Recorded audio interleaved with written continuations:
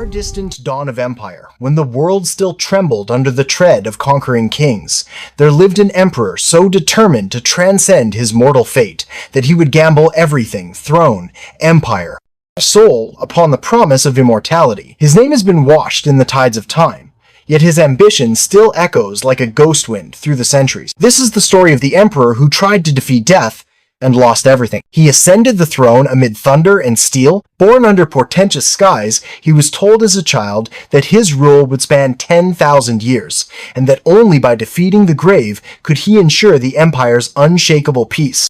Thus, from the moment his sandals touched the palace threshold, he made a vow that when the sun died and the stars went out, his reign would remain. His court echoed with whisperings of galaxy-spanning destinies.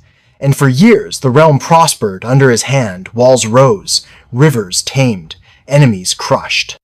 Yet the triumphs of war and the glories of empire grew thin beside the inexorable threat, the silent march of time. In the cool corridors of his palace, beneath the carved ceilings and flickering lanterns, the emperor pondered his mortality. He watched his generals age, his advisors wrinkle, his beloved sons grow frail.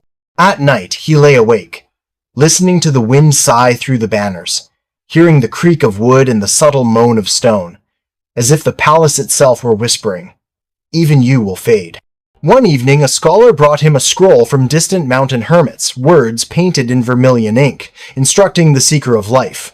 He who masters the fire within need not bow to the final darkness. The emperor read it twice. Then he ordered that alchemists be summoned. The court's laboratories glowed with unknown minerals, crucibles bubbled with forbidden elixirs, and the air filled with the scent of mercury and cinnamon.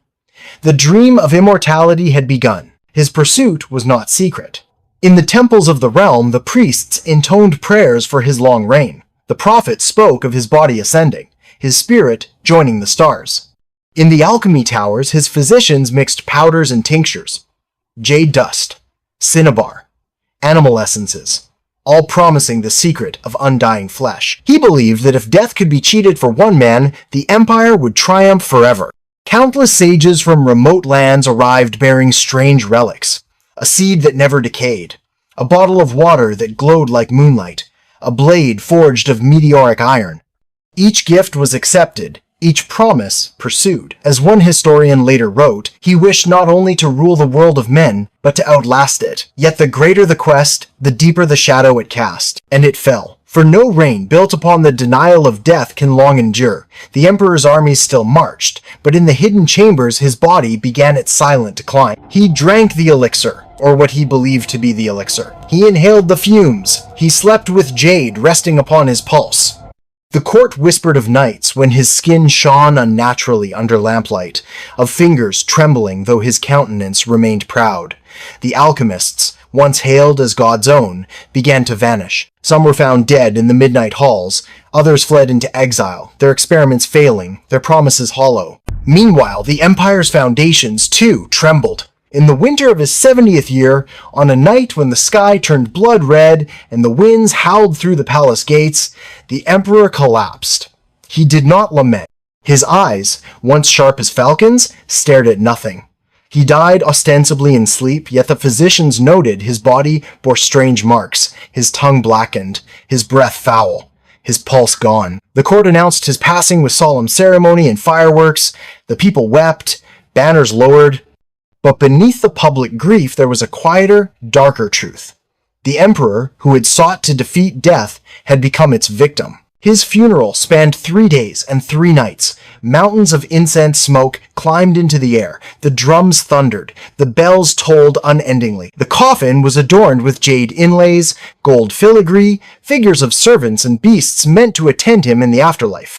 He was laid to rest beneath a pyramid of marble, his body preserved with special concoctions, his tomb sealed with ritual songs and spells calling his spirit to rise. But as the great stone door closed, as the drums ceased, and the lamps guttered, the empire held its breath. For almost a decade the empire remained stable, but the death of the emperor had awakened unseen forces.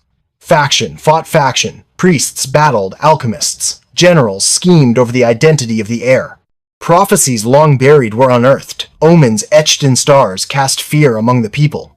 In the temples, the gods no longer answered. The oracle whispered that the emperor's quest to defeat death had unbalanced the realm's order. The land grew restless.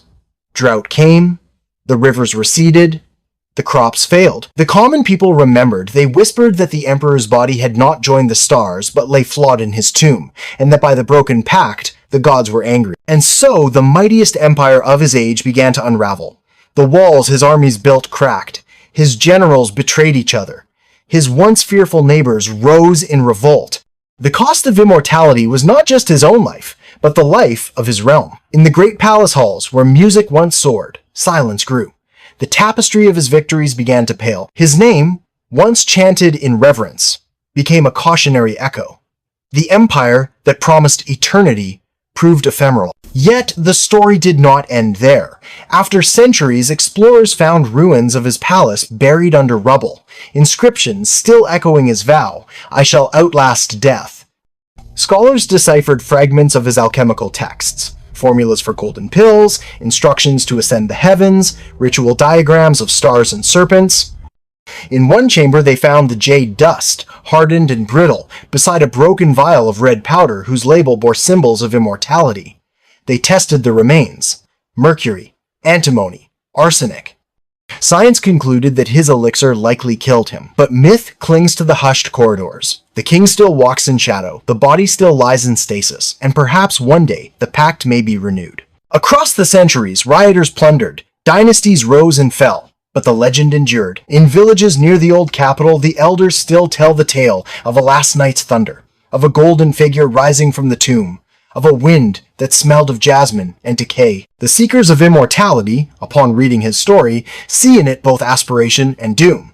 For if one man dared to cheat death, the cost was not only his own end, but the unraveling of everything he built. In this tale, we find a truth older than empires, that to rule without the acceptance of mortality is to invite collapse. The emperor's ambition was monstrous and magnificent, his will indomitable, his palace shimmering with light, and yet he died. His empire crumbled. His legacy became a warning. The tomb that was to be his ascension became his prison. The body that was to outlast the world became dust. And the throne that would last 10,000 years lasted a mere whisper of time. As we stand amid the broken columns, the half-buried palaces, and the ruined altars, we listen for the wind. In it, we hear the echo of his vow, the sigh of his failure, the lament of an empire that reached for the heavens and fell. The stars above still turn, the earth still ages, and the body still sleeps. For the emperor who tried to defeat death lost everything, but in his loss lies a lesson for the living, that the hour of reckoning comes for all, and that immortality, when bought with the lives of others, becomes a tyranny greater than death itself. And so we close this chronicle with a soft whisper. Remember the man who reigned above the dust, who defied the night, but found that even kings must bow. Let his story stand silent in the dusk. Let his ambition rest in the dark. Let the wind carry his name gently into the night.